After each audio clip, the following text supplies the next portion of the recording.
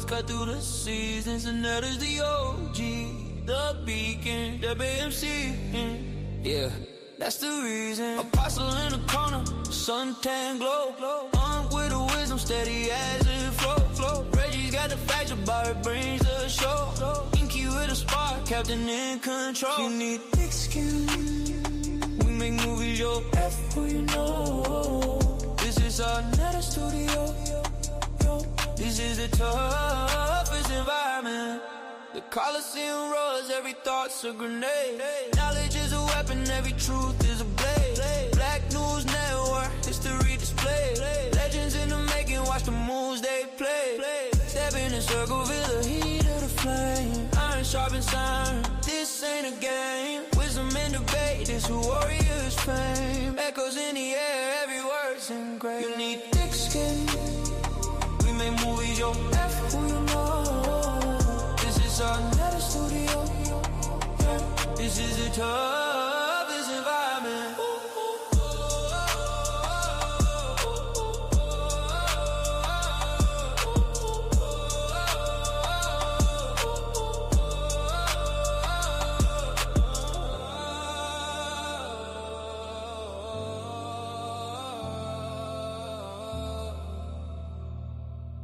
This is the toughest environment.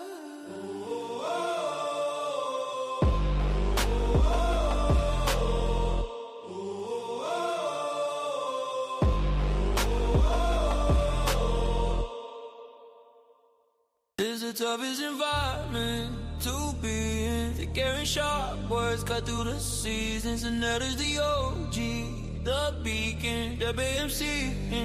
Yeah, that's the reason. Apostle in the corner, suntan glow. Armed with the wisdom, steady as it flow. Reggie's got the facts about it, brings the show. Inky with a spark, captain in control. You need thick skin. We make movies, yo. F who you know. This is our Napah studio. This is the toughest environment. The Coliseum roars, every thought's a grenade. Knowledge is a weapon, every truth is a blade. Black News Network, history display. Legends in the making, watch the moves they play. Step in the circle, feel the heat of the flame. Iron sharpens iron, this ain't a game. Wisdom and debate.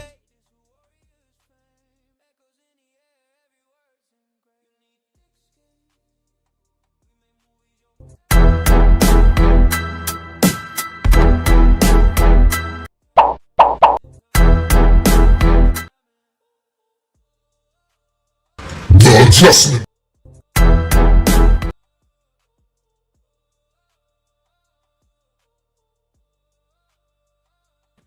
Okay, I think we did enough of that, right? We got enough of the intro. We see tonight we're going to be on peace to everybody on the House of Consciousness. So I never put in the captain. I have an echo. I don't know why. Oh, that's my fault. Sonetter's putting the captain on the hot seat tonight. I am Napah Shadah. Tonight we are going to be sitting with. Oh, tune into this. It's right after this show. Gosh, y'all, I'm all over the place trying to work these switches. So tonight on the House of Consciousness channel, Sonetter will be having Captain Tazariak on the hot seat right after we do this interview with this very intelligent professor, the Kemet infomonger of Ivory Scales InfoWarriors. Who is it? It is Steve Caballero. Let me get this off the screen. Everybody got enough information on that one? You saw the debates coming up. Let me clear that out of the way. Hello, I'm Napah Shadah. Let's go ahead and bring the brother up, though. Peace to you. Peace to you, brother. Steve Caballero. Y'all hit the like. You're getting ready to really get a great treat. He has a new book. Steve has a new book, The Third Coming of Spiritual Liberation. Spiritual Liberation. Peace to you. How you doing, brother? I am well. How are you, Napah? I'm good. I'm excited to hear about this book. So am I to understand that you had two other books? No. The first and the second? Okay. Just checking. The third coming is a play on words, and I guess try to get people interested. There was the first coming. The first coming of some people's savior. Then there was the second coming that didn't happen yet, and more than likely ain't gonna happen. And then the third coming is that they're already here, that they are already God. Okay, so let's take this down, walk us down like our brother Neo Love says, walk us down like we're just little babies in the womb, or right from the womb, not in the womb. What do you mean by they? And again, I see you, Mandinka Mali. Peace to you, peace to the sister Ivory Scales and everybody who's joining. But what do you mean? Can you help us for those of us who don't know anything about this? So some folks are waiting for a savior, right? They're waiting for somebody to come and save them. And there was a savior for a lot of people who came about 2,000 years ago, which happens to coincide with the coming of the Roman Empire, about 2025, right? The burgeoning, the apex of the Roman Empire. Coincidentally, and then that savior passed, and that's is supposed to come again. That will be the second coming. And then the third coming is the play on words that that we are our own savior. And we should be getting it done instead of sitting around waiting for a savior. I don't think, well, at least not doing that. Okay, go ahead. I am my own savior. There's nobody coming to save me. Okay, great. And I have heard that said before in this environment. Mm-hmm. So you, as a Kemetic teacher, do not subscribe to any type of savior. Is that typically Kemetic though, or no? That's just in my opinion, is common sense. Okay, so okay. I mean, like Adosero said, we would say, well, in Heru, we are Heru. We are the embodiment of these principles. So we are the embodiment of our own savior principle, right? We are our own emperor. So all these qualities reside within us, if that makes any sense. Got it. So should we just jump right in, because we're limited on time? I want to make sure we get this present, give people can see a presentation, and also how we can find the book. So I see you have something to screen share. Would you like for me to share it so you can start going in? Sure. And big up to the Info Warriors. I'm an infomonger. Yes, the Info Warriors. Thank you so much. So, okay, spiritual versus physical evolution. I can go? Yeah, I'm okay. Of course, okay. Go ahead. So Hetep, who is me? My name is Ke Ma'a Hetep, he who rises through the 11 laws in peace, right? Hetep argues that while physical evolution is often treated as an academic pursuit, and by the way, I just had a debate on physical evolution, and I think that I showed that I have a pretty firm grasp of what physical evolution is. Spiritual evolution is a lived experience that leads to spiritual evolution that leads to liberation of the mind and soul. Soul, for example, some people might say, okay, so Western science teaches the 5 senses, sight, touch, taste, smell, and hearing. But we have higher senses. We have more senses than just the 5 senses. And an example of that would be deja vu. Like, that's not one of our 5 senses, but most of us have these deja vu experiences. So both in this, so when we talk about a spiritual experience, it tends to be personal, but yet still most of us have experienced deja vu, like walking into a room and, there's a feeling like I've been here before. Not exactly like a premonition, but both in this life and beyond. Evolution is defined as a slow, gradual change over time, as I kept saying in my debate, as opposed to a revolution, which is a more rapid change. The weighing of the heart symbolism. So in my tradition, sometimes you'll see the scale. The scale may represent Ma'at, and then on one side of the scale, you have the heart, and on the other side of the scale, you have the feather.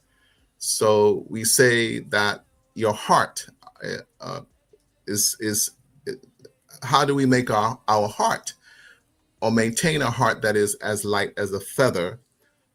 In another spiritual text, it describes sin. It says sin is for those who know what is right to do and do it not.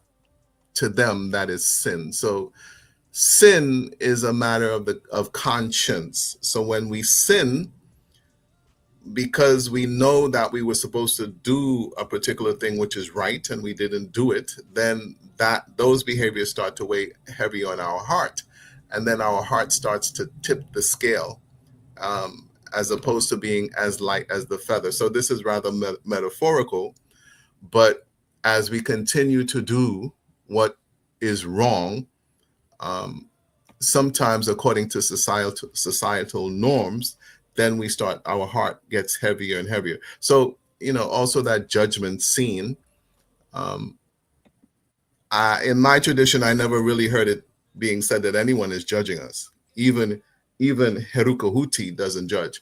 So in other words, who is judging us? In actuality, we're judging ourselves, kind of like on a subconscious level.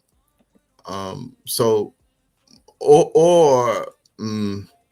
the level of the conscience and this guiding entity or principle that dwells within us and dwells within all things, because all things come from it. When we don't listen to that voice, that voice is always speaking to us, our conscience. But when we don't listen to it and when we ignore it, disobeying it, not following it, it starts to weigh heavy on our heart. And then we judge ourselves. There's no one judging us. And this is not at death. And I'm just saying my personal experience and my personal understanding, and also at Osero Set, I've never heard it being taught about a heaven or hell. I never heard it being taught about being persecuted in hell and being tortured, right? So so that's why, to a major extent, the title of the book is The Third Coming of Spiritual Liberation, because it's really challenging to experience liberation, spiritual and otherwise, when we're being taught that we're going to burn in hell. Like, how liberating is that? Okay, so that's the weighing of the heart symbolism. And then evolution does not question the existence of gods, deities, ancestors, angels, or saints. Neither does science, right? Being an evolutionist is not synonymous, the same as being an atheist. Just because I debated evolution and I was debating in favor of evolution, that doesn't mean that I'm an atheist. I'm a creationist. So Charles Darwin did not invent the term evolution. He coined the phrase natural selection. In his later days, Charles Darwin did become an atheist. So physical evolution. In Western academia, Charles Darwin is taught to be the father of natural selection. It is also Western academia that popularized and teaches the Darwinian concept that modern humans, Homo sapiens sapiens, particularly Black Africans, and some of us, maybe we should be honest and admit to some of the biases that exist within this concept of revolution and some of the racist statements that Charles Darwin made. Africans physically evolved from great apes and are most similar to those apes. Modern genetics tells a different narrative, however. Then spiritual evolution. It is implied that evolution is a slow ascension into positive change and progression. Spirit is energy that animates physical entities and existence. Ancient non-Western traditions and lifestyle science tend to perceive life occurrences as interconnected and interrelated holistic endeavors with fewer distinctions between the denser, confined physical and less dense, potentially liberated spiritual body capable of transcending time and space. So in non-Western traditions, this like the Chinese tradition, for example, is called the Qi body. In Kemet, we call it the Ra. There are other divisions of the spirit as well, such as the Ba and the Ka. Through communicating with the energetic spirit body of deities, ancestors, and angels, ancient Black Africans were able to evolve themselves into an alternate state of existence, as evidenced by their megalithic temples and historical writings etched in stone. So the fact that the ancients were able to do particular things like have these megalithic structures, and we don't know how they did it today. We don't know how they did it, but we know that they were spiritual societies or highly evolved spiritual societies. There more than likely there is a connection with what they were able to achieve through their megalithic structures and the type of spirituality that they practiced. Traditional spiritual practices. The book critiques modern societies for dismissing ancient spiritual customs and superstitions, emphasizing that these traditions offer profound insight into humanity's divine purpose. Biased Abrahamic colonizers and dominant patriarchal Western European traditions and cultures label the religion and spiritual practices of others as superstition, devil worship. A superstition is a belief or practice that is considered irrational or supernatural. A belief can be correct or incorrect, similar to a thought that enters and leaves the sphere of awareness without being analyzed. In other words, beliefs have not been verified, possibly through use of the scientific method, which did not originate in Western Europe.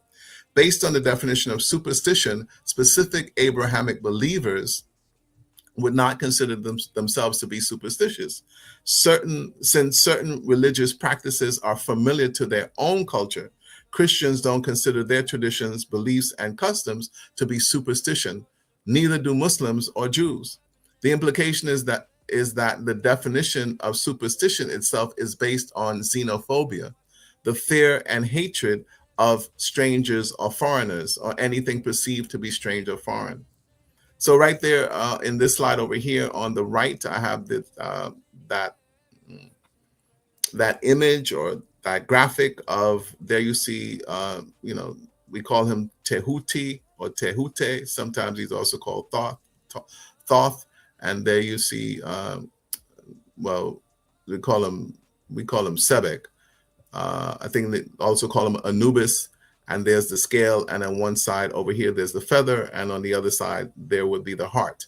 So what we would do based on this image here, we would then take this imagery into meditation, nightly meditation, or, just something to reflect on how we should be living our life, that our heart remains, as light as a feather, through attempting not to commit any sin.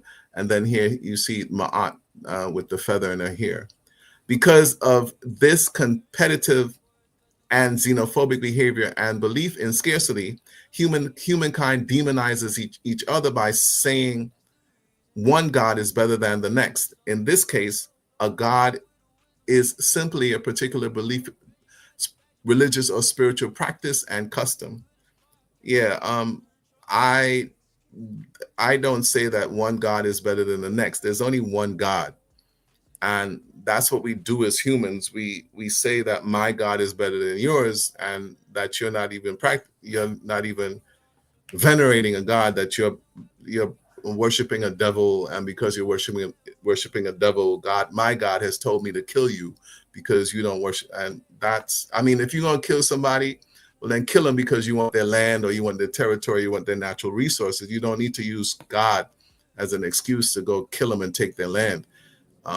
But that's what we do as humans. And we should be mature enough to understand that these divisions about who's worshiping God and my God and what is the true name of God and all this other stuff is just to keep us divided, and so that we can be controlled. When they tell us go over there and fight and kill them and take their land because they're worshiping the devil, that's what we do. And then the resources go to the rich, the super rich and the wealthy.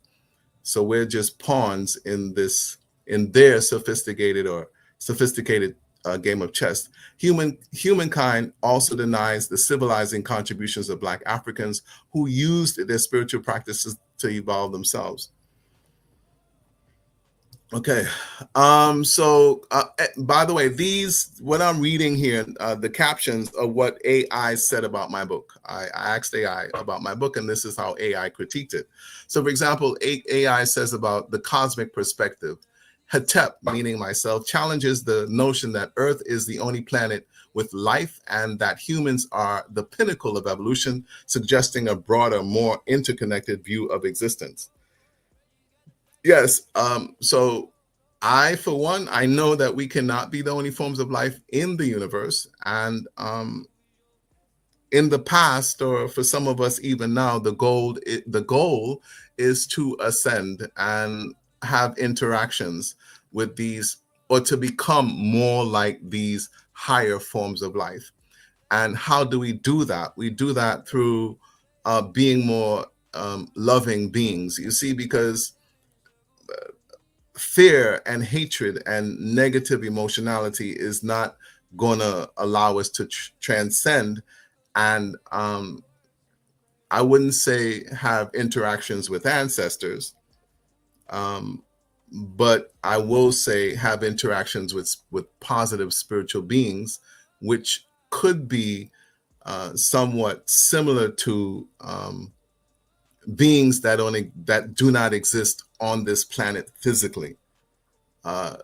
So because when some may say, well, then we are alone in the universe, but it may be because they're not having particular experiences as other people who know for sure that we're not alone in the universe. And to say that we are alone in the universe, that doesn't make any statistical sense.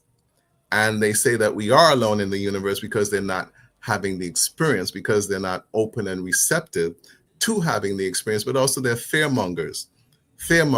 They're not an info monger, they are a fearmonger because they're so fearful, they think that if they encounter a being, interdimensional being, that being is going to try to kill them or something like that, based on the movies that we have.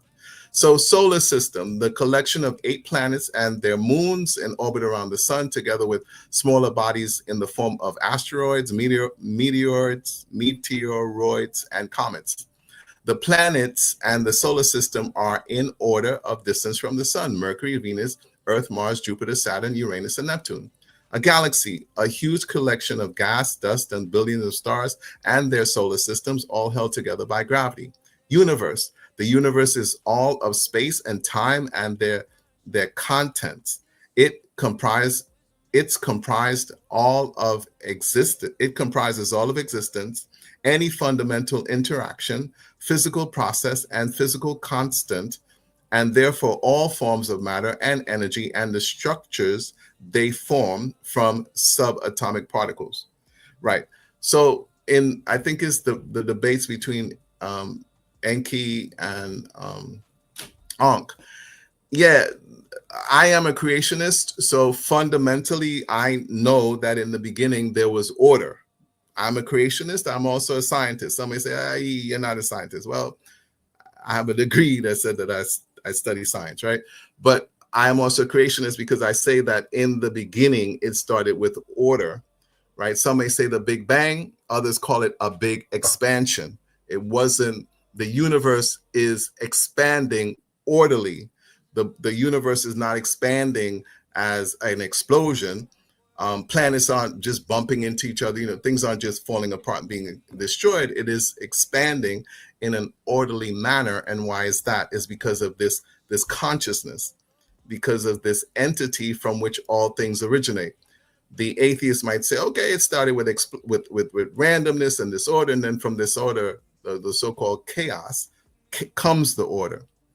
That might be true as well, but I tend to know that it started with order, the consciousness of the creator, which exists in all things, that original particle. So yes, all right. Then, so purpose of creation, according to the author, this is what AI is saying again. The ultimate goal of creation is for humans to live as peaceful, loving divine beings in harmony with nature and ancestral wisdom. And that's how certain particular societies lived. Some may still be doing that, but because of how the world is structured today with the invasions and being taken over, and if you don't have the weaponry, some other group is going to come and colonize you or dominate you. We very rarely are we attempting to transcend past this current state where we are confined by fear. We live in a society, global society, that's very much driven by fear. And fear does not result in spiritual liberation. Fear is going to confine us to this level of reality. And in general, higher forms of life won't want to interact with us. Are we alone in the universe? Are there more technologically advanced forms of life other than Homo sapiens sapiens in the universe? So this slide here, people don't pay much attention to it, but sometimes in Congress, they have like members of the military come in and they speak to Congress about what they know. And this here is an unidentified aerial phenomenon that fighter jets discovered, and they fired a Hellfire missile at it, and it just the missile just bounced off of this UAP. But the thing about it is, because of how we're conditioned and programmed to be so fearful, the admirals and the generals are saying, well, then if this is Russian technology or if this is Chinese technology, then the US is in a great deal of trouble because Russia or China has more advanced technology than the US. But the fact is that it more than likely is the technology of a more advanced, older life form. And the goal of that life form is not to colonize us. So those more advanced life forms, they don't function the way that we do. They have transcended this state. I know for sure that we're not the highest or most evolved forms of life, physical or spiritual forms of life in the universe. So if yes, meaning yes, that we are not the only forms of life in the universe, why aren't these technologically advanced beings colonizing Earth at this very moment? Because they don't function like that. Their goal is not to, they have transcended this current state of war and domination, this patriarchal state where it's to dominate the other group or the other group of people and to take their natural resources. Why aren't they doing to us what we do to ourselves and the entire planet?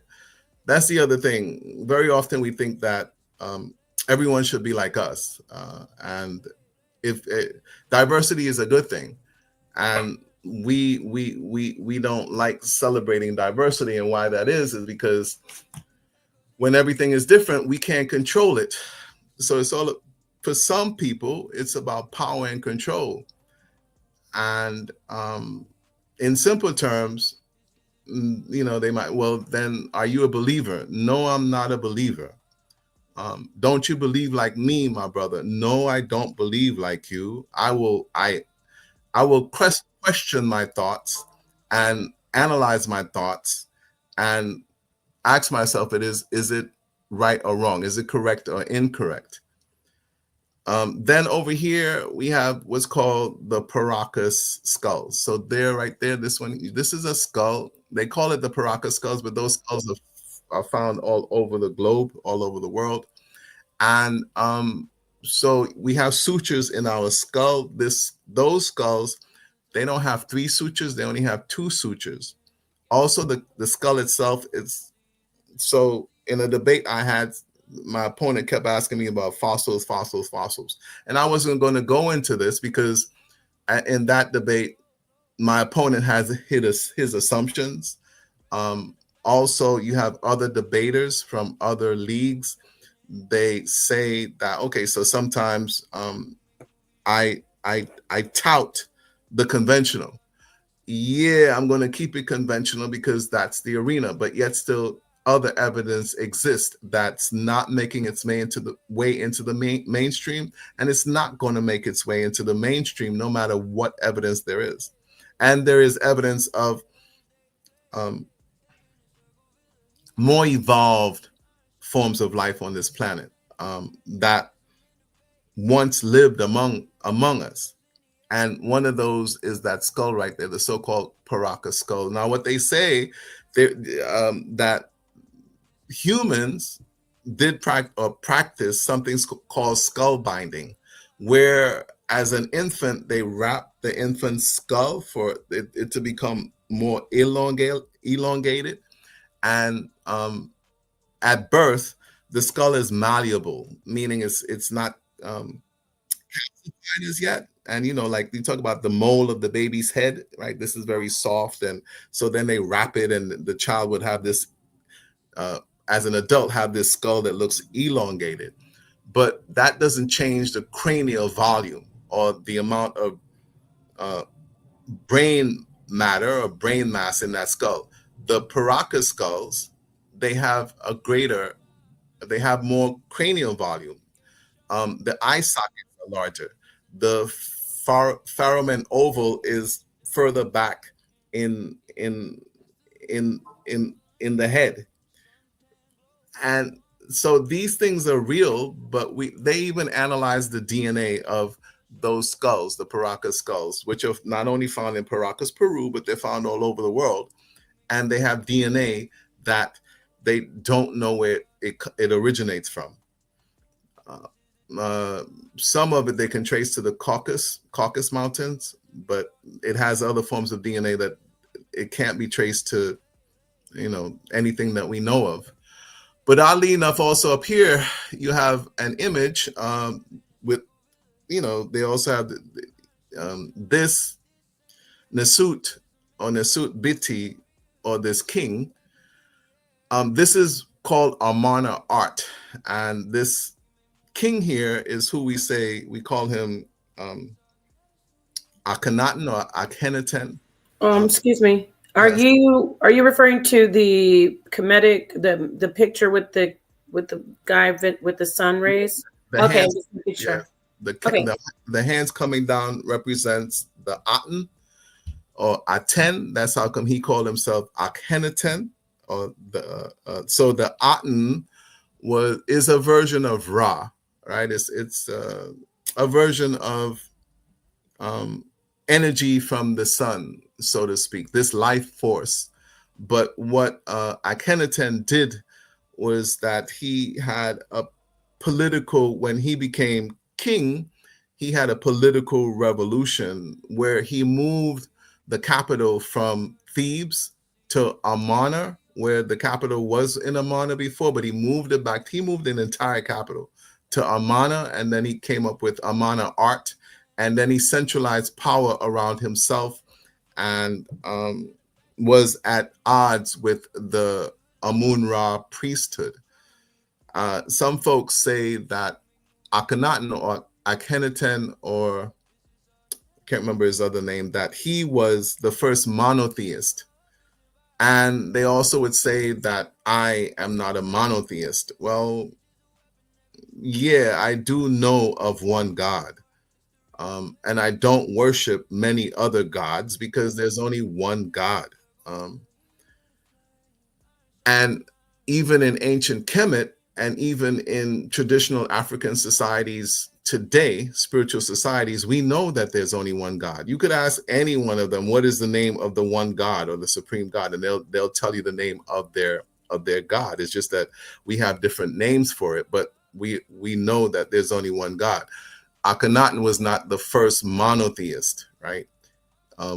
We know that there's one God, but notice that this other this is a man of art, and also I'm not sure if this was a depiction of one of his daughters, but notice here, at least she's depicted with an elongated skull.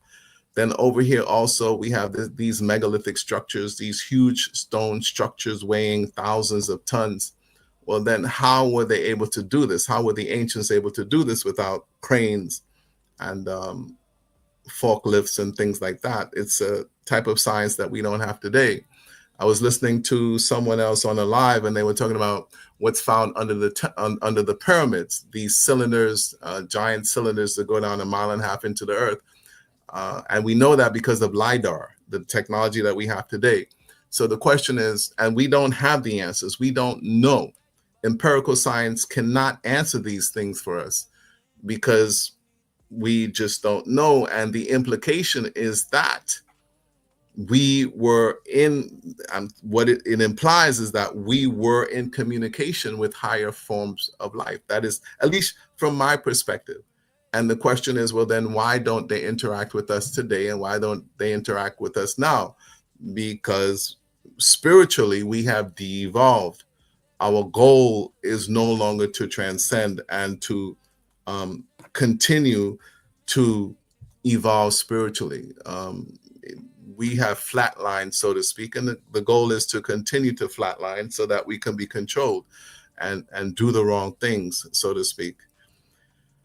Okay, this is my book right here, The Third Coming of Spiritual Liberation. And okay, so this is AI's critique of my book, and I'm being honest with you. I have nothing to hide. It says, so core themes: dual evolution. Hetep distinguishes between physical and spiritual evolution, arguing that modern societies over prioritize the former while neglecting the later, meaning that we prioritize physical evolution. And the fact is that physically, we're not going to change much, or we haven't changed much. Maybe we became taller, because if you can compare the skeleton, the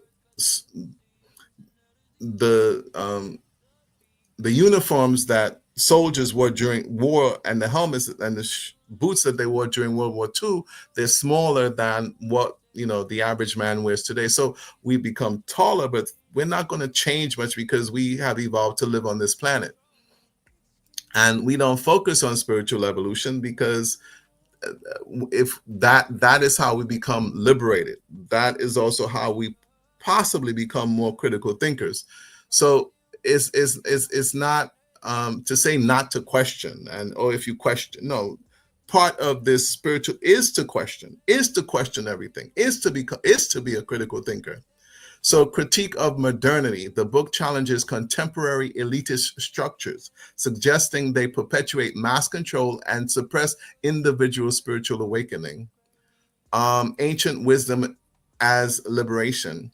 Hetep advocates for a return to ancient customs and spiritual practices, positioning them as pathways to mental and soul liberation in both life and the hereafter. I'll be having a debate where my opponent is saying that he agrees that there is such a thing as spiritual liberation, but he's saying there's only one path to achieve this spiritual liberation or this spiritual evolution.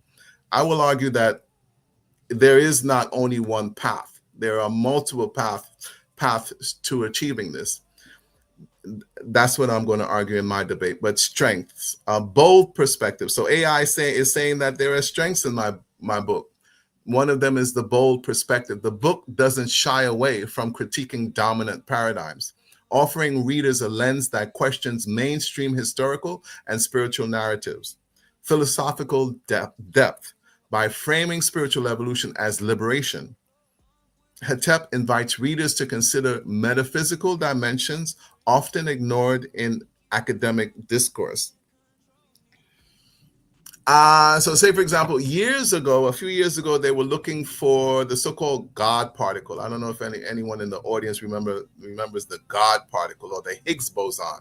And then they had these big machines in Europe and here in America and certain parts, the colliders, the hadron colliders, where they send protons through these colliders and then smashed them, and they're trying to find the smaller particles or the subatomic particles that make up the atom, the electrons and protons and so on. They did find the Higgs boson, and now they're looking for the other subatomic particles to find that so-called original particle. Now, why are humans, or why are we spending all of this money and using all of this technology in search of these particles? Because when they find that original particle, now they're going to manipulate it in such a way to however they use things to manipulate it. But these things are real, like atom smashers and the Hadron Collider. So to some extent, when we talk about metaphysics, that's what we're talking about, because it may imply, like going into trance. And someone else mentioned to me the tetragrammaton, and you see these shapes, and it's just an alternate reality, and you don't have to necessarily get high or use psychedelic drugs to have these experiences. Limitations, lack of scholarly rigor. Yes, that's right. I didn't want to just quote what the scholars say and so on and so forth. That's why it's spiritual liberation. I wanted it not to be overly scholarly. So yes, it says lack of scholarly rigor. While rich in spiritual insight, the book may fall short for readers seeking academic citation and empirical grounding. I am an empirical scientist. I've read numerous textbooks, and I didn't want my book to be like that. Generalizations. The critique of contemporary elitist and mass control can feel sweeping at times, lacking nuance or differentiation between systems and individuals. No, I don't really mince my words, and I give examples. While writing it and having other people, they told me, why don't you give examples? So I gave as many examples as possible, as in reference to what I'm talking about. So yeah, it does. It's not lacking in nuance, meaning that it's straightforward. Accessibility. The philosophical tone and historical references may be challenging for readers unfamiliar with spiritual or Afrocentric frameworks. Yes, I'm also an Afrocentrist, and that is my worldview. Through my studies of European and Asian and also African world studies, I am still centered in an Afrocentric framework or an Afrocentric worldview. So overall impression, The Third Coming of Spiritual Liberation is less a conventional history book and more a spiritual manifesto. I'm not calling it a manifesto. AI is calling it a manifesto. It resonates with readers seeking liberation beyond material or institutional confines, but may alienate those looking for conventional scholarship or balanced critique. It's a call to awaken not just to history, but to the soul. Right. Yes, I do bring in history and science. Are you there, Napah? I got a few minutes left. Do you have any questions for me? Is there an audience? Yes, of course, I'm here. I dropped the link for the audience. This was a great presentation. I really enjoyed it. I'm interested in reading your book, actually. Yeah, I'm impressed by the presentation. A lot of the things he said I align with. So I don't know if anyone wants to come in, and even, I would like to know if anyone wants to come in and speak to the brother about his information. Did I drop the link? Oh, I didn't drop the link. It says if you want to speak to the guest, hit the link, and then I put your email. Oh, sorry. Let me take that out of there. My bad. How did I put your email in there instead of? If you'd like to speak to the guest about all that he has presented or anything particular that he's presented, Here is the link right now. I enjoyed it. There were some things I wanted to ask you, but I didn't want to interrupt your. You can ask me. There was a lot. Well, in the time that we have left, ask me. Huh? In the time that we have left, you can ask me because remember this. Oh yeah. Particularly, again, it was excellent. I for me as a person who would tune into something, this is something I would enjoy, not just as the host. But you did say something about Kemet and judgment that I did want to kind of give you some pushback on. Okay. Let me clarify first. Did you say, and this is I know this is a debate coliseum, so it's naturally going to be the smoke. No, just kidding. It's not smoke. So what are you saying, that Kemet doesn't have a judgment doctrine?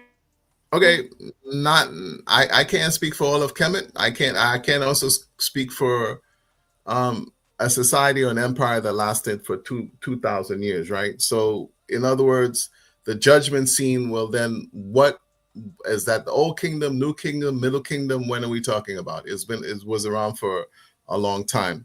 So I'm not speaking for all of Kemet. Quite possibly I'm not even speaking for Kemet. I'm speaking for myself. Got you. There's no one judging me.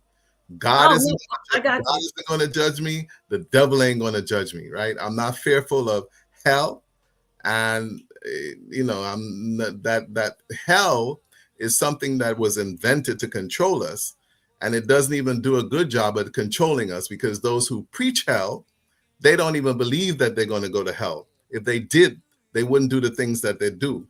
They would be fearful, and instead of preaching hell, they wouldn't do the things that they do, but they do it anyway because they know that there is no judgment for them.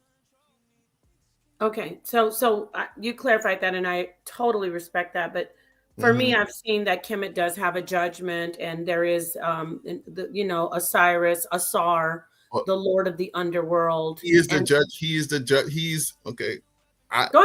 In my tradition, in Osir Set, Osir is not he's not the judgment. He doesn't judge anyone.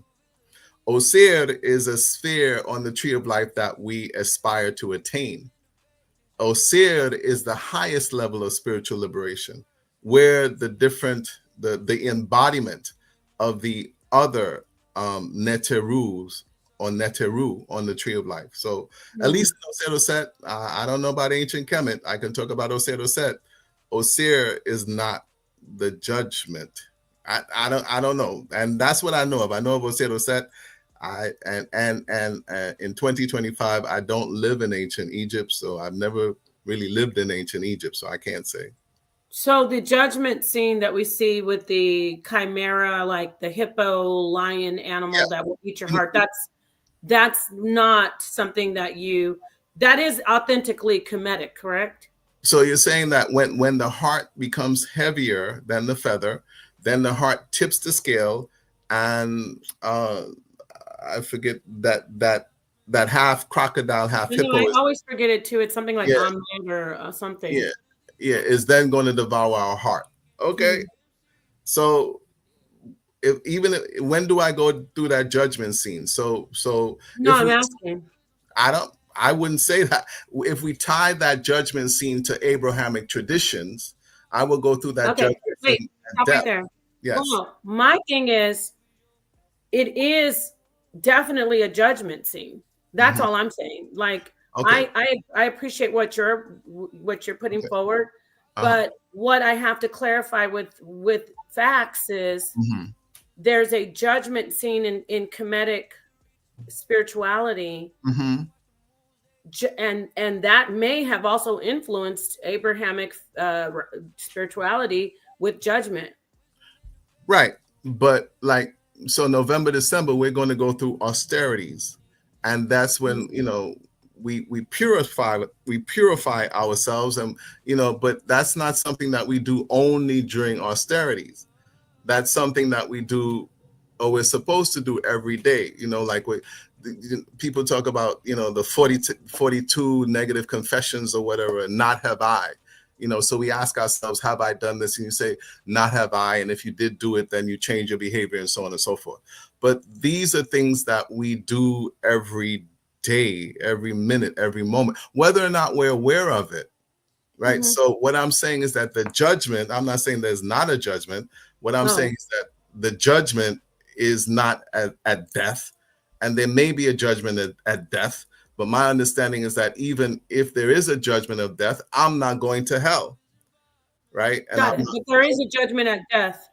Maybe there is, because nobody has come back to tell me that there is a judgment at hell. Isn't the meta netter showing the whole scene with the netters and the judges above it, and then there's Tehuti, and then there's the person presented in front of Tehuti, and then the scales will weigh to see if you're judged bad, or you should be your heart should be devoured, or your heart will not be devoured, and you will move on into the field of reeds. Isn't that in the scene? Yeah, okay, so that's a judgment scene, and it's a judgment scene that's also, just like in Abrahamic faith, it's about being destroyed. You're either destroyed or you're saved. So I get it, but what my issue is, I love Kemet, I love all the other religions, but the Abrahamic faith is not that different than the Kemetic faith. That's where Abrahamic religion probably was influenced from. The whole, either you good, or if you're not good, your heart's going to get eaten. If you're not good, God's going to destroy you. So it's not like that's something that's foreign to Kemetic spirituality. Okay, I agree. My thing is, I'm going to let you in a second, man. Yeah, Go I'm ahead. sorry. Let me just make this brief. I agree. My contention, and when it comes about controlling people, controlling the masses, is about mass control. And if you do what I do, or if you do what I tell you to do, then you're going to be good, and then you're going to go to heaven, and you won't go to hell. And so when it comes to mass control and manipulating the masses, I'm not going to be manipulated like that. And I don't agree with attempting to manipulate people like that. And I agree. I don't believe in a hell and a death either. However, in Kemet, it does show you, if you don't do it, your heart's going to. So that was a control over the masses in a sense, if you don't follow. Yes. If you don't follow Ma'at, if your heart doesn't weigh correctly on the scales of Ma'at, it's going to get eaten, and then you won't be able to pass through to the field of reeds. The duat, yes. So it's, yeah, and so I agree with you, though. There isn't anything like that. I personally, from what I've seen, know that there's a reincarnation of spiritual energy. So, but that's just me. But so you and I are on the same page. I just wanted to clarify that Kemet does have a judgment and a destruction. Yeah. And I'm not saying that the priesthood wasn't about mass control in ancient Kemet. Yeah. The priesthood in the priesthood in my own society, that's what they do. So, and I'm not going to speak out, but that's people in power, that's what they're going to do. Get this brother's book. I really enjoyed the teachings. I like that you are coming from an evolved higher thought. So evolved from every ancient spirituality. It's like a culmination of what you've picked up throughout time. And when I say you, I mean a spiritual you, not just you as Steve Caballero, Professor Steve. I want Mansa Hercules to come in, because I know he's also got a Kemetic background, and I'm sure he'd like to weigh in on this. Hello, how did you like the presentation, first off? Hey, I loved it. Appreciate it. I'm sorry, man. Backstage. So I need you to come in with your camera on, please, and I can put you on the stage. All right, I'm sorry. Continue. Sorry to interrupt you. Peace, Napah, and Brother Steve. Peace. Love the information. Great information. I agree with a lot what you said. I just wanted to piggyback off of it, basically, because it was deep information. And the thing where I'm coming from is that our ancestors was they were very, very what you were saying, that they were more spiritual, and that's just an African thing in itself. Focusing on building up the spirit, being a better human. was what was one of their focuses, and they are one of the things that I've noticed is that they, my thing is that they were very advanced and technologically wise, and we know that because they left us, the evidence. And I show that one thing is that my background is in mathematics, and I showed that in my presentation I did, showing that they understood what we call today the Schrodinger equation. And you understand, I'm pretty sure you understand, particle in the box. They show that. That's what the King chamber represents, a particle in the box. And so they was very intelligent and advanced in their sciences. However, they didn't do science like we do today. And that's because they thought different.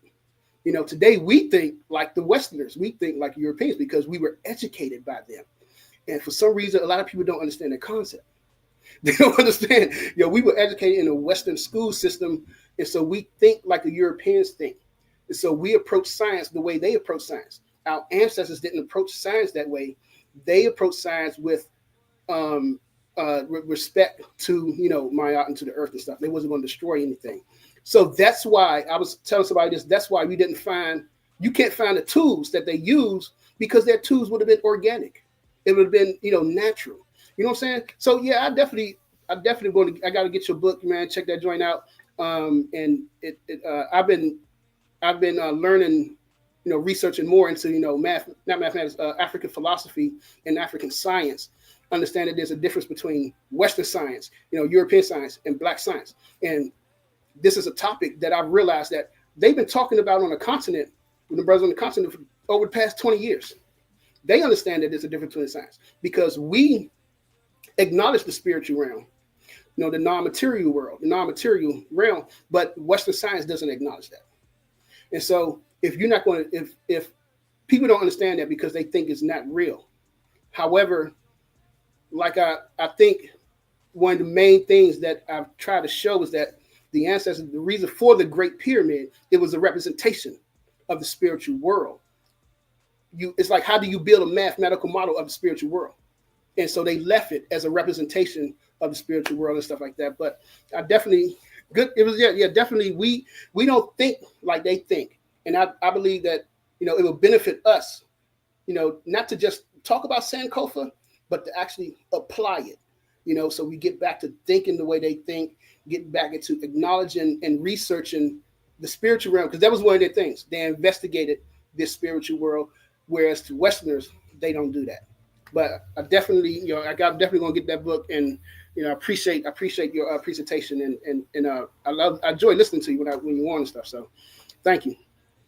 Yes, I agree. I do enjoy listening to Professor Caballero. So, with that said, speaking of listening to Professor Caballero, we have one of his former opponents on here. The one and only Silky D wants to come in. I think he wants to get some more smoke with this brother. And we are in the HOK Coliseum. Peace to you, Silky D. How did you like the presentation, and what did you want to add?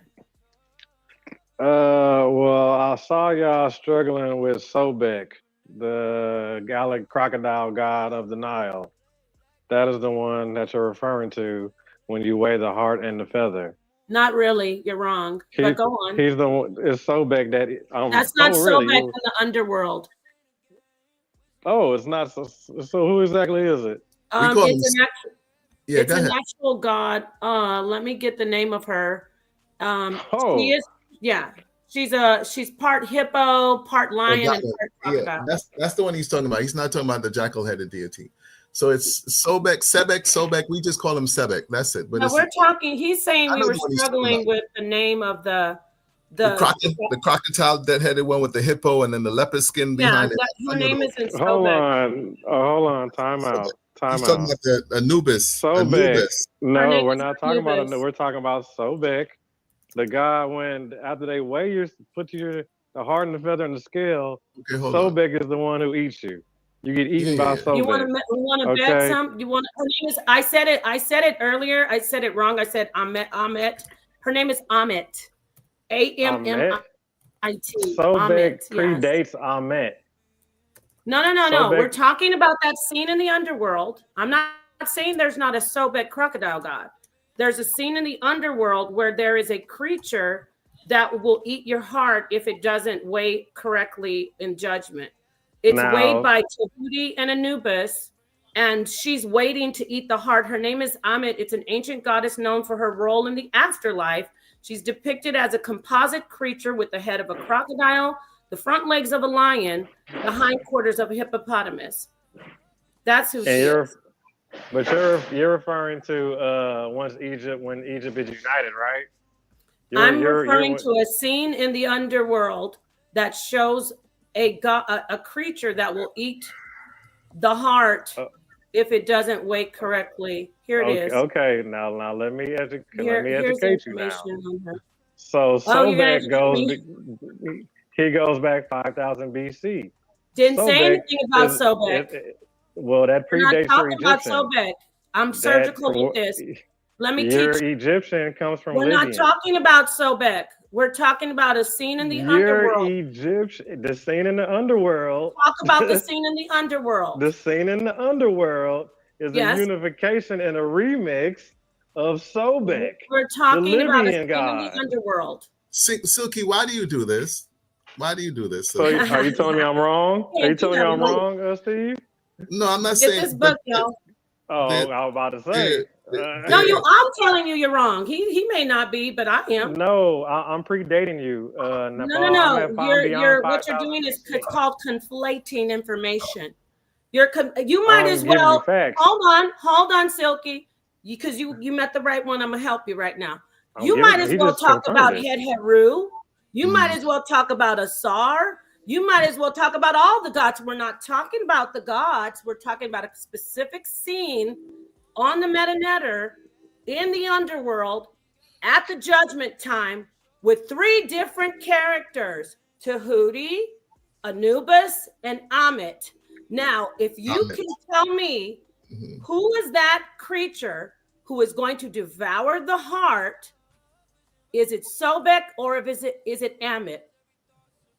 It is Sobek is the originator. It's Amit.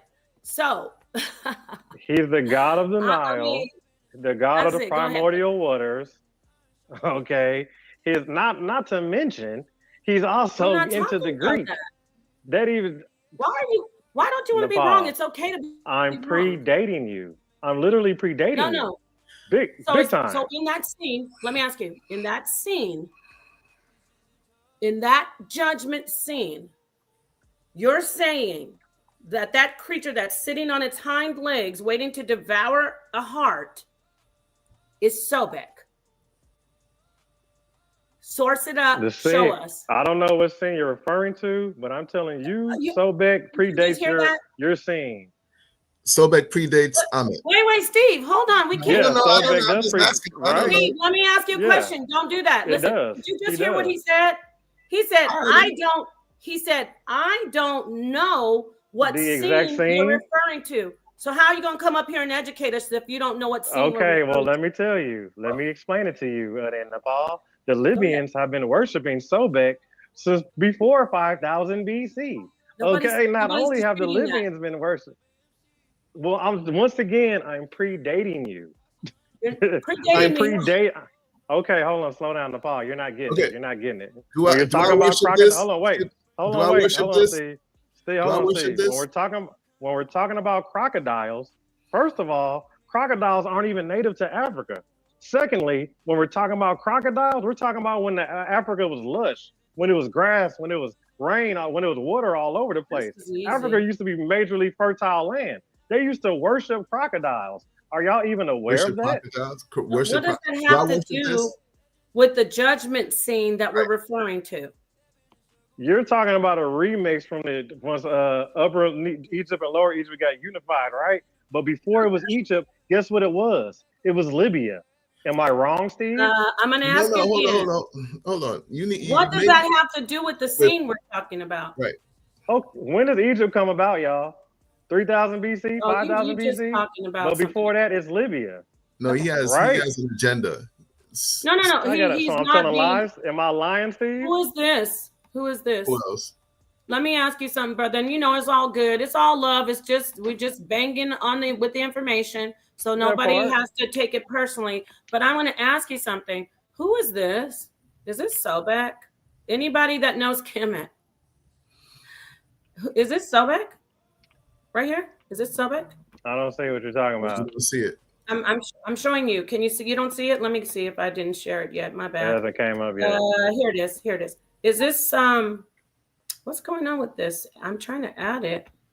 Have you ever heard of the Fayum tribe? Hold on. Let me. Fayum or our Quran? You ever heard of that? This to share. Or the Maori tribe? You ever heard of them?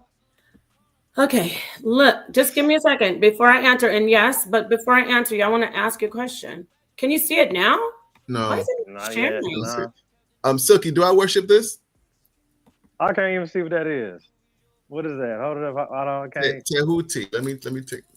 It's so-called Toph. Do I worship this? Do you worship that? I don't know what you worship, brother. I figured out what's wrong. Here it is. Okay, my bad. Is this Sobek? Is that Sobek? I mean, well, the earliest crocodile deity is Sobek. I asked you a question. So the oldest crocodile is Sobek. The oldest crocodile. But why won't you just answer the question? It's okay if you don't know it. Is this Sobek? Wait, let me get that off there. Is this Sobek right here? Can you still see it? No, why don't you type in Sobek? That's not Sobek. I will, but I'm asking you a question. Okay. Is this Sobek right here? I was saying, well, actually, what you're looking at is a unification. Are you aware of that? A unification, right. Let me ask you a question. When you came in, you said you're going to help us and educate us about what that creature was in the judgment scene. You said, I'm going to educate you and let you know it's Sobek. And I said, you're wrong. It's not Sobek. The creature represented is Amit. It is a chimera of a hippo, a lion, and a crocodile. That is the creature. Okay, bet. And your oldest crocodile deity is Sobek. That predates Nobody's disputing that. What you're referring to. Nobody's disputing that. So you can't move the goalpost with me. I'm saying is origins. You came in and gave extra information, but you didn't help us find out who this creature is. You said this creature I didn't give you the origins of the crocodile. You said that creature you're referring to is Sobek. You were wrong. Sobek comes from the primordial waters. Where does that god come from? Nobody disputed that. Like, what do you? You came in and said that this creature is Sobek. You were wrong. That crocodiles are indigenous to Europe, Napah. So nobody's disputing that. Somebody has to bring them over to Africa. All that extra and then not information. To mention before all your Egypt stuff, they worship the crocodile, which was Sobek. But you said you were going to tell us who this creature is, and the creature is Amit. It's not Sobek. You were wrong. I'm pretty sure your Amit is related to Sobek down the line. Nobody's if you break it down. Okay, nobody's disputing that. You came how do you know in. If you're right or wrong then? You came in acting like you were teaching, and you were wrong. This is not Sobek. Y'all scroll back. He's moving the goalpost. You came in and said, I'm going to help you guys see who that creature is you're referring to. It's Sobek. It's not Sobek. You were wrong. It's Sobek predates all that. He's the primordial god. Nobody's disputing that. He's the god of denial. Sobek, sir. You were wrong. Now we can move forward. Before Egypt was Egypt, Nepal. It was Libya. One thing I know, you'll never forget that this is Amit. Okay, you never call this Sobek. It was again. Egypt. It was Libya. Okay, each one teach one, right? So this is so Amit. Who's the oldest crocodile deity, Steve? Who's the oldest crocodile deity, Steve? Nobody said it's not Sobek. That's a different conversation. My contention would be when we say worship, right? We use that word incorrectly because we don't know what in the world these people were doing. Yeah. So anyway, we got the Egyptians worship crocodiles. But hold on. No. I will debate him back. I will debate that. I'll debate that, but not now. Not now. Worship crocodiles. The part you gave me an hour. No, Silky. I got Gideon next. Then I got 2 people there. Yeah, I got a whole lot of people ahead of you. Next, and then after that, I'm supposed to what's the name? I got Yaya, Cosmon. I got all type of debaters. Cedric the Entertainer. I don't want when you ready. I want others, but I want you with that one. Oh, they worship. What else? You want to do the gator? You want to do the crocodile? No. They worship every damn thing. They worship eyeglasses too, right? They worship. They worship. What are you referring to? They worship everything. No, I'm talking about Libyans. No. I'm talking about traditional African spiritualists that we worship everything. I worship traditional African spiritualists. Because that's what they are. The ancient Egyptians were traditional African spiritualists. Why do you think why are the Muslims who are there right now? They don't know what the hell the ancient Egyptians were practicing. Hold on, slow down. Time out. Because we are reclaiming our tradition.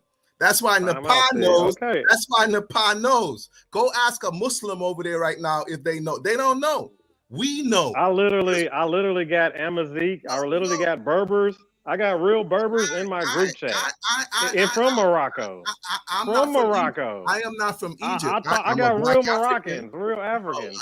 I talk to Africans all the day long. All right. Can we read this? Distinct deities in ancient Egyptian mythology. Sobek and Ammit, because I saw somebody in the chat was confused. Sobek and Ammit are distinct deities. That means they're different. In ancient Egyptian mythology. Sobek is the crocodile god associated with strength, fertility, and protection. We never disputed that. Often depicted as a man with a crocodile head or as a full crocodile. He played a significant role in agriculture and was worshipped for his protective qualities against the Nile crocodile. In contrast, that means against or opposite of. In contrast, that means it's not the same. In contrast, Ammit is a demoness, feminine, who represents judgment, what we were talking about before our brother came in, represents judgment and retribution in the afterlife, often depicted as a crocodile with a lion and hippo features. Ammit is known for her role in the weighing of the heart ceremony that we talked about before our brother came in, where she would devour hearts of unworthy souls. So I just want to clear that up, not for Silky so much, but for anybody who thinks that there might be any doubt that Sobek is not Ammit. Thank you. But hold on, I just want to touch on what Napah said. I appreciate. I want to touch on what Napah said in her source that she just read to everybody, right? She just said a significant role in agriculture, right? That's what she just said about Sobek, correct? Yeah. A significant role in the Nile, in the origins of the Nile Valley agriculture. Yes. And so this is the supply chain of the agriculture to the Nile. What does that have to do with you being wrong about it being in the afterlife? I'm giving you the God that gives you everything you're talking about. Everything you got is a spinoff, a remix. This is the origin. Okay, so this right here, I don't want you to talk over me. This is what is called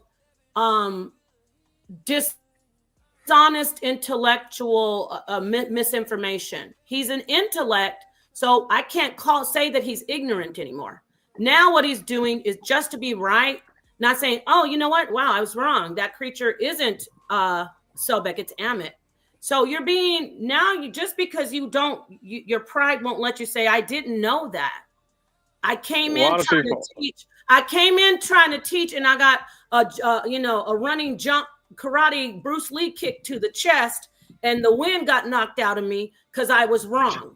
So you were wrong, and now we gotta move forward because that's not Sobek. That is Ammit. Now back to you doing the debate with the brother. Maybe there'll be better luck there. Well, why don't you let me talk to Steve for a second? Why don't you fall back to Bob? Yeah, if you don't mind. One second. Talk to the comedic genius. If you don't mind. Hold on. Before you talk to me, we had a time limit, right? Napah gave me about an hour, and we're running over. But other than that, Silky, we debated already. I really She don't want ain't saying nothing about the time limit. I just wanted to ask you some questions. Really don't want to no, debate earlier before you were You know here. what? Ask some If you don't want to questions. answer any I'm going to give you questions, 10 minutes. I'm going to leave the stage. 10 minutes. I don't even want 10 minutes with. I have some African questions, but I guess if you don't want to answer any questions about Africa, then I'll respect your wishes, bro. No, because I want to exchange a little knowledge with you, but hey, if you don't want to go, you don't want to deal. Then that's what it is. Thanks for teaching us. Set up a debate. Be in control. I just wanted to ask a couple questions. Like, ask the questions. Come on, ask. Let him ask. Okay, all right. Now, in historic times, is all of Africa labeled Libya? But what difference does that make? In what historical documents and antiquity, it's a yes or no question. Is it? Okay. Yeah, it was called Libya. It was called Libya. Okay. Okay. All right. All right. Bet. So now we know that Africa the continent was referred to as Libya. Yes. It was also called. We can all agree. It was also called Ethiopia, and something else. Well, the Ethiopia that comes a little later. I don't like arguing semantics. I do not like getting into semantics because that's not helping us as a people. That's not helping us to move forward. It's not arguing semantics. What are you I'm giving you origins. Okay. What difference does it make, Silky? What difference does it make? Because I know people are staying with us, but they want to get over there and see that hot seat. Okay, so let me ask you: is the word Africa the word the origins of the word Africa? Is it a Berber word? Yes or no? You want it to be a Berber word, Silky? Then it's a Berber word. You don't want it to be a Berber word, then it's not a Berber word. It's whatever you want it to be. I thought you wouldn't. I thought you knew. You know what? All right. Well, it is a Berber word. That's not important to me. That's not important to me, my brother. It's not important to me. Okay. Well, hold on, Steve. What I'm trying to show you is that the word Africa origin is Berber. The word Libya, that's also Berber. Also. Okay. Well, as I direct you to Sobek, that's also Libyan. Proto-Berber also. That predates everything in Egypt. All your Commission, all that Kemetic stuff, it predates all of that by thousands of years. It came from Libya, and it didn't come from Nubia. It didn't come from Nubia. It came from Libya, further northwest. All right. All of Africa was called Libya. So it's safe to say that these Libyans had more control over the majority. And you're Egyptian, that only comes out to like 5,000 BC. Like, and that's what? Bro, what are you talking about, man? Okay, but Silky, so when you speak about Egypt, you're talking about the unification. That doesn't matter to me, right? Because you had other people who came along and who dominated, right? Like the conquerors, right? You had the Persians, you had the Greeks, you had the Romans, you had the Muslims, the Arabs. So what difference does it make, Silky? How is that helping? Well, hold on. So you just made like I'm about to tell you because you just made like 3-4 mistakes. First off, Persia don't come till way later. Greek doesn't come till way later. The Greek language is literally based off the Phoenician language. They dominated Kemet. They dominated, right? Egypt is not. They dominated in Alex. You calling it based on a Greek name. You ain't even calling it Kemet. You call it based on a Greek name. That's what the Greeks call it. Okay, hold on. You're not understanding. Even the Greeks, I know you think the Greeks are calling this and calling that, but even the Greeks learned in Africa. They was taught by us. They didn't teach us, we taught them. So the way you're spitting it, like we all learned from the Europeans the Greeks, that's completely wrong. Because the Greek language is based off the Phoenician script. You say Egypt, sir. You're the one who say Egypt. I say Kemet. I said I say your Egypt comes last. Your Egypt comes last in line. It's Nubia first, then Kemet, then Egypt. Egypt is the last of the dynasties.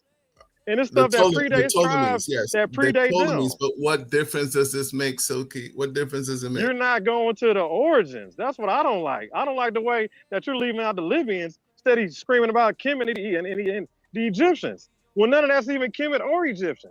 It's all Libyan. It's all Libyan. So the entire continent of Africa is all about Libya. Okay, it's all about Berbers, Silky. It's all about Berbers. It's all about Libya. All right. But how is that? How is that improving me in 2025? How is that making me? I'm giving you the origins of the god because you don't even know that the Sobek turns into Sobek Ra, and then Ra turns into Amun Ra. And then Amun-Ra goes all into Horus, God named Zeus, you mean Poseidon, Heru? all of them. You mean Heru? All of those are all spinoffs.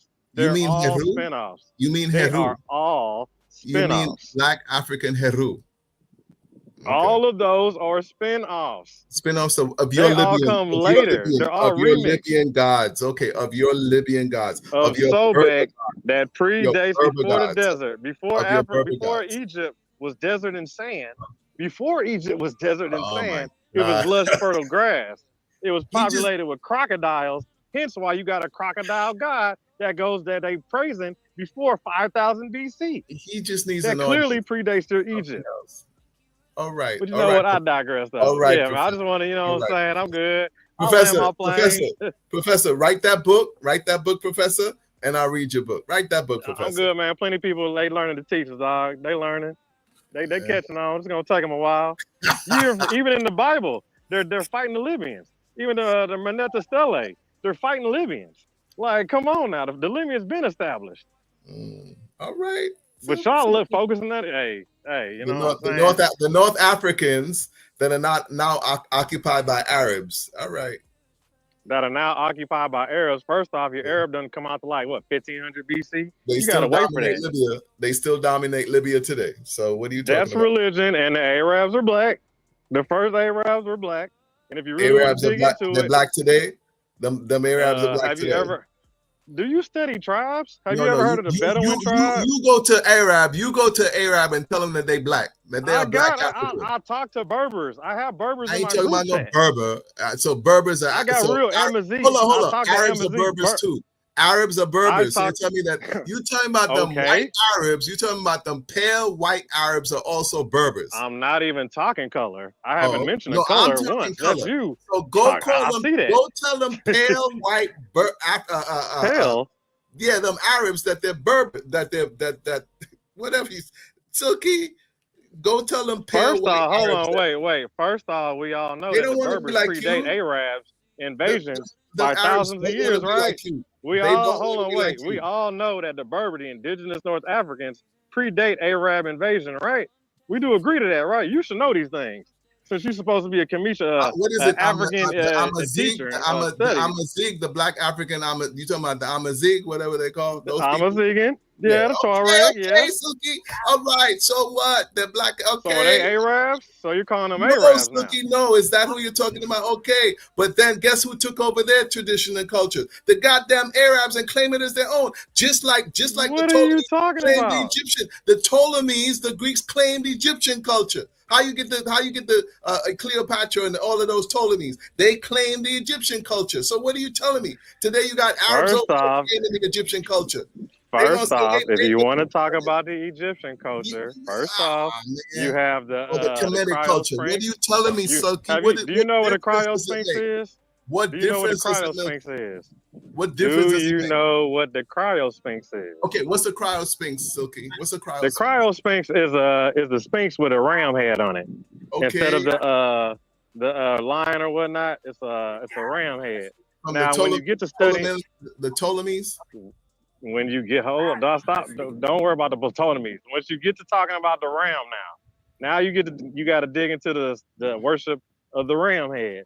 Now the ram head has been worshipped in North Africa for thousands of years. You have that on a rock art where they're worshiping the ram head. That ram head later in time. Hold on. So worship. How do they worship it, and why are they worshiping it? So how are they worshiping this ram head, and why are they so-called worshiping the ram head? And why am I worshiping this? Do I bow down and worship this? The ram head represents I forgot which god that represents, but it represents one of their top gods, and it's for their agriculture. Why are they worshiping it? Why are they worshiping Why are they worshiping the ram head? Yeah, why? I don't know why they're worshiping the ram head. I just know they worship the alligator because that's the oldest one. Why worship an alligator? I only do ancient. Why worship an alligator? Why would anybody in their right mind look at an alligator and say that this is my god? That this alligator? Crocodile. Why would anybody in their right mind? Why would a sane person? Why would a rational thinking person, which they were? Why would they look at a crocodile and say that this is my god? That this is my creator? Why would they do that? Napah, did you not just tell? Hold on. Okay, can I answer? Let him answer, please. Let him answer. Napah, did you not just tell him that certain God, deity, that certain person is literally the contribution to the agriculture on the Nile? Yes. Amet or Sobek? Yes, Sobek. Okay, then. So the fact that he's the one giving you agriculture is the one reason why you would praise this man. Because without agriculture, without pastoralism, without farming, your whole little community doesn't grow. Your empire doesn't build. You don't survive a great civilization. So how did they get this information? How did they get this information, Silky? How did they get this? You talking about Sobek?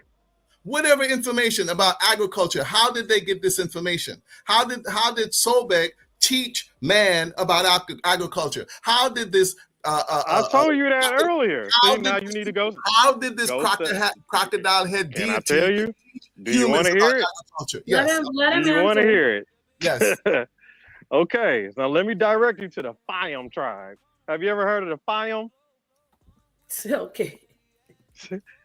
Answer the question. You ever heard of, so the Fayum is your main hub for your agriculture and your production and your supply chain to Egypt, to the Nile. It's coming from the Fayum.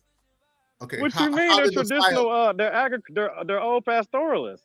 How did the Fayum get it? How did the Fayum get it from Sobek? How did Sobek teach them this? I'm glad you asked that. I'm about to tell you. That's a great question. Have you ever heard of nomads? Oh my God! How? Okay, so how did they get it from the nomads? These nomads, stay with me. So these nomads, these pastoralist nomads, are moving their herds, moving their sheep, moving their lamb, moving all their animals all across the way where they're going. They're picking up and dropping off, spreading language, spreading God, spreading spices, spreading food. These are your ones that are supplying the people, because most of the people like hunter-gatherers before that. Like, if you really want to dig into it, like everybody's really hunter-gatherers to like 15,000, 10,000 BC. But if you look up the Fayum tribe or you look up the first pastoralists, the first nomadic pastoralists, they're Berber, they're proto-Berbers. But that only makes sense though, because way before Egypt, it was Libya. You still didn't answer the question. You did not tell me how the Fayum tribe got agriculture from Sobek. How Sobek transmitted information to them about agriculture. How did they learn from Sobek? He is the god of fertility and agriculture all through North Africa. All by the time since it was tropical, they have been praising him. Y'all pick him up way later. They're talking to a crocodile. They're communing with a crocodile, and the crocodile is teaching them. The story goes the crocodile came from the primordial waters. But they're communicating with it. They're talking to a crocodile, and the crocodile is saying, the crocodile is teaching them. The crocodile is saying, take a piece of wood and then take a piece of metal and put it in there to make a hole to make agriculture. That's what the crocodile told them, right, Silky? No, he's teaching them agriculture. She just read that. But that's agriculture, Silky. That's agriculture. She just told you this. She just read the source said they gave you agriculture. So if you don't have agriculture, what do you have before that, Steve? You said that they worship Sobek. You like that, Napah? You like that, Napah, right there? I asked you how did Sobek teach them agriculture? Hold on, time out. If you don't have agriculture, what do you? If you're not domesticated, what do you have? It's a simple question. You have hunter-gatherers is what you have. Before farming, before pastoralism, okay? Running, chasing your food down. But some people actually had livestock. Some people actually had farming. Some people actually was moving sheep, moving lamb, moving donkeys, all through the Sahara, all through that trade, okay? And then you know what? Boy, don't even. You want more? Let me know, dog. Because we can get it. We can get African. You still didn't answer talk African. Shoot, let's talk African. You don't know what these people are doing. You say that they worship this and they worship that, but you actually don't know what they're doing. You don't know what they're doing. Have you ever heard of the Garamantes tribe? Okay, have you ever heard of them? Just like I worship this and you don't know what I'm doing. That you would say that I worship this statue of Thoth or Tehuti, but you don't know what I'm doing. You don't know. I don't think you comprehend, bro, like how the deities I don't know how all an work. alligator or a crocodile is going to teach man or taught man about agriculture. What is the sense of bowing you mad down? at what Napah What just is the read sense you? of bowing down to a crocodile for the crocodile to then teach? If that crocodile gives you food, if that crocodile gives how did you a the crocodile food give supply, people food? What did they do? Eat the crocodile? How did the crocodile? If y'all don't know how to farm and do irrigation and work We your learned it from a agriculture, crocodile. We how are learned y'all farming gonna and eat? irrigation from a crocodile. A crocodile. We learned farming and irrigation. The God of Sobek, man. That's your original God right there. That's the one right agriculture from a crocodile. All the rest of the gods, they get fed to that God. So when the gods mess up, they get fed to him. Yeah. They got to do right so they don't see him. But let's not forget, he gave you all your agriculture. So your Egypt, your Kemet, y'all ain't even eating without us. You don't understand, right? You don't understand how it works, Silky. That's why you can't explain it, because you don't understand how it works. You haven't. How do you feed an empire without food? You're not even following the food. You're not even following the livestock. You're not making, and you don't listen. So, you don't listen to other people. How do you feed an empire without food? Else, I will listen to someone else and try my best to understand what they're saying, and then attempt to internalize what they're saying so that I can learn from them. But you can't answer the question, Silky, because you don't know. You say that they worship the crocodile and they learn agriculture from the crocodile. Then I ask you, well, then how did that happen? You don't know. Then you just Nepal read the source to you and told you that Mike that he gave you. Because you don't know, Silky. You don't know. He gave you agriculture. She just read it. How? How is a crocodile going to give any? How? How is a crocodile going to give? So you want to know how the crocodile? Yes, so that's what I've been asking you. That's what I've been asking you. How? That's what I've been asking you. How? How? It's a deity. He's a god. He's the original God. What do gods do, Silky? He's one from the primordial water. This is a God. This is a God. Thoth is a God of wisdom. Sobek goes back so far. He goes back to when Africa was flooded in water. When Africa was heavy with water. That's how far Sobek goes. That's what it is. He's trying to be literal, but he doesn't. There are stuff with your gods worshiping how traditional spirituality works. He doesn't understand how traditional spirituality works. Far less traditional African spirituality. He doesn't know. That's why he can't tell me. He can't explain. He's just repeating what other people say and mouthing what people, like the other brother who talked about a Western mindset, a Eurocentric mindset. That's what Silky has, a European mindset, and he doesn't understand. I'm giving you African tribes, and you talking about I'm being European? That's all you're doing is naming it. You don't know how. I'm giving you the real tribes, bro. You're not listening. I'm giving you the tribes that are the originate, that are the people that have been worshiping this stuff before your people even knew what they was. You don't know how it works. You do not know how it works. You don't know because you haven't been initiated, Silky. You haven't been initiated. Yes, you know this is the issue. No, this is the issue with most of y'all right now. Yes, you're all looking at Egypt. You should have been looking at Libya. Okay, have you been initiated in Libya? Have you been initiated in Libya? Have the Berbers initiated you? Yes. Did I not just tell you I got Berbers in my group chat? What's the name of the system? What's the name of the Berber initiation system? What's the name of the Berber initiation system? And have they initiated you? Are you in initiation? I'm Makazi. I'm Amazik. I'm honorary. I'm real. I'm with them. They roll with me. I can get one on the phone. You want to talk to one? No, I don't. You want me to put you on the line with a Berber? What did you learn from a real Berber? What are they teaching you? What are they teaching me? What you mean? What are they teaching me? Teach me about They're in Morocco. Okay, but I asked you that before. Morocco. I asked you that before, Silky. Teach me about the Amazigh spiritual tradition. Teach me about the Amazigh spiritual tradition. I want to learn about the Amazigh spiritual tradition. Okay, let him go. So this is another. Yeah, go ahead, Silky. This is another reason where everybody messes up at. You're thinking about just one area in Morocco.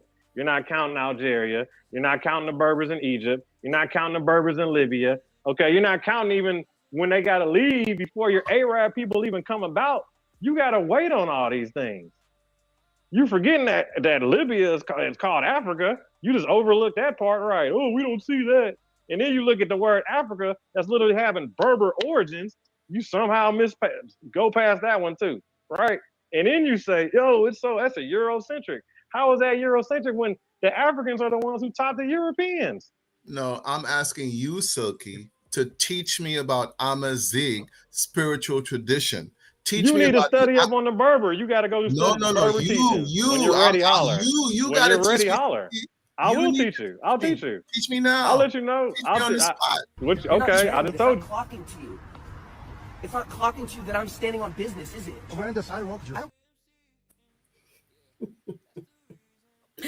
They standing on business in here. It's a minute. We've gone. I'd like to have you guys set up another debate. No, I don't want to debate him again. Not now. I got other fish side. Hey, I've done enough damage. Silky don't matter much. Silky is not that important to me. He not. Silky is what I call it. He's an agitator in this community. That's what he does. Agitate. Well, it's all I was dropping facts. And you know what? This is the place to agitate. So as I respect Steve, he's done his part. He did the debate with Silky, but Silky, you can always get in here and call people out, do a presentation, contact me, contact Ivory, and we'll get this done. Even you can contact anybody to get your presentation put up here. Get the book. This is the brother's book, The Third Coming of Spiritual Liberation by Ka Hetep, also known as Steve Caballero. It's a pleasure. I like to see you two go back and forth. I ain't gonna lie. It's really good. So thank you so much to everybody, to Ivory Scales, her infomongers. Infomongers on deck. Okay, yeah, let me let you close always out. Peace to the panel. Yeah, I was just gonna say, Silky, you want to say anything before I let No, man, I appreciate the convo. I appreciate the convo. Good little. I just wanted I had a couple questions, brother. And it was great. I love it. I thought I'd come ask. You know what I'm saying? Thank you. Yeah, man. Do a presentation. I mean, I am interested in your where you're coming from. My next two debates. This one is going to be on some haplogroups on DNA, but my next debate after that is going to be on the origins of the Carthaginian Empire. So that's going to be that's going to be a nasty one right there. That's going to be against. We're going to do it on the one and only toughest environment, HOK Banger Zone, aka Coliseum. I think that one might be on the Titan League, but I'll definitely get one. I'll definitely get another one over here. You already know. I think we're trying to step on their toes. I don't want anybody doing that. So yes, do you, and then get with us when you're ready to do a debate over here. Thank you, Silky D. Peace to the brother. And now let's let the brother go ahead and do his closeout. Let me put this book on the big screen. Thank you so much once again for being here. The Third Coming of Spiritual Liberation by Ka Hetep. My bad. All right, let's put you on the screen, sir, and let you do your closeout. You want me to leave your book up here on your closeout? That's fine. In closing out, I just want to I'll put you on the big screen. Go ahead. Right now, I'm just repping the Info Warriors and the Infomongers big time, because we coming at you. We gonna be number one. We number one on the debate scene, and ain't nothing gonna stop us. So that's what I'm repping. I heard that. So with that said, I appreciate you. Let me take you off here. Here's the book. Get the. Is there a link, by the way? Oh, there is a link. It's available on Amazon. I haven't dropped the link anywhere, but it's available. Just you could search it up on the internet. It'll come up. Search it up on the internet. All right. Thank you so much, sir. Right there. If you would like to see your way out, head over to the House of Consciousness and see what's going on. See if Captain Tazariak has thrown a chair yet, or if he's doing just fine. All right. I want to say thank you for joining us. So thank you so I'm going to put. I'm going to close out with the book. I like to keep on putting it up here, but I also want to remind everybody that we have some debates coming up. We were going to do the replay of Ankh and versus Inky on there was Charles Darwin's theory of evolution, fact or fiction. That was a fire debate. I don't know if you got your ticket yet. I don't know if you know where the link is. If you don't have the link, and if our mods are not available to drop the link right now, you can definitely go to the House of Consciousness. And that link is there, 1000%. But not only that debate, we also have me beating up Black Sage, aka Elder Yara, aka the Junkyard Dog. And I will be whooping him and dragging him on the 27th in a debate. Y'all get the tickets for that if you want to see him get dragged. Also, if you want to see it in person, if you want to watch the debate in person, there will be an event here in Phoenix where you can come and sit down and watch the debate in person. Get with me on my email, napahshadah1, that's the number 1, @gmail.com. It's all on the flyer. It's all on the flyer. So last but not least, let me remove this. Oh, this is what's going on right now next door at the House of Consciousness, if it's still going. Captain Tazariak is on the hot seat. He is on the hot seat. Sonetter's trying to break his will and discourage him from worshiping the Most High Almighty, powerful God of Israel. You see how I did that? You see how I did that, Steve? Okay, so all praises. So yeah, let me get the book up here, and I'm just going to say thank you. Until next time, shout out to my sister Ivory Scales, the Hefe of Infomongers, bringing these amazing debaters and scholars to the forefront only on the HOK. Well, that's not true. It's not only on the HOK Coliseum, but I'm going to act like it is. No, shout out to all the other debate platforms. It's all love. Okay, peace to everybody. Peace. You can see your way out, brother, because I'm going to go off the screen. And close out with a song and leave your book up here. Yes, I am. Let's see. Oh, he stopped sharing the book. Oh, well. Let's leave it with this. And you can go over there and watch it. Peace to everybody. Peace, peace, peace. Napah, you are too much. What do you mean? I got to, oh, before I go, I got to show this. I got to show my, I love this clip right here. Clearly you're here for an alternate agenda. Why would you want to be here to provoke me like this? This isn't love. You're not provoking you. This isn't love, bro. This is weird, bro. Y'all are on some real weird shit. Literally.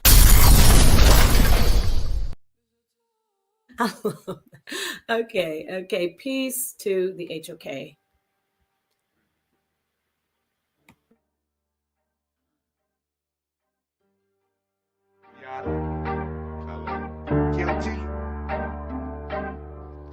Stepped in this ring, we go toe for toe, toe for toe. Tough in the environment, round for round, blow for blow, blow. Don't want that mind of all that storm, rain, sleet, and snow. Came on my back like a minute, been ready for war. HOK on the front line, ready to go. We done run with the jungle, climbed out the snow. We don't deal with the foes, can't trust them. Them boys throwing signs, but they ain't saying nothing.